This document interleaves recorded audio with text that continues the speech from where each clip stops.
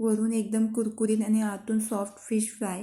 Fry करताना वरचा coating निघू नये आणि एकदम कुरकुरीत होण्यासाठी साधी सोपी पद्धत. अलिबागच्या समुद्रामधली फिश मच्छी. तुम्ही बागडा घ्या, सुरमई घ्या, कोणतीही मच्छी घ्या. या मच्छीमध्ये अंडा मिक्स करणार आहोत.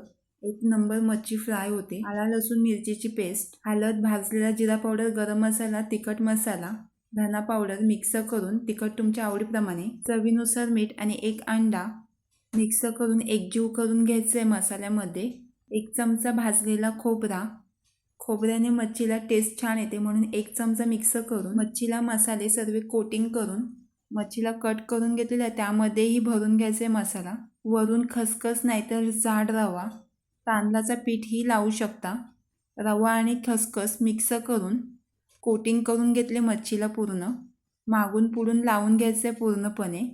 अंडा मच्छी एक नंबर तयार होते. तेलावर ठेचलेला लसूण टाकायला विसरू नका, त्याने चव छान येते. मी नंतर लसूण टाकून घेतला, घाई गडबडीत लक्षात नाही राहिलं. गॅसची फ्लेम मिडियमवर ठेवून मच्छी फ्राय करून घ्यायची आहे.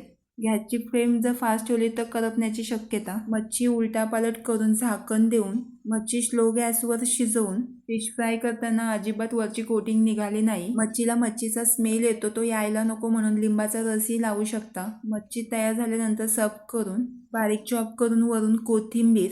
व्हिडिओ आवडल्यास चॅनल सबस्क्राईब, लाईक आणि शेअर करायला विसरू नका आणि खायला आणि बनवायला विसरू नका.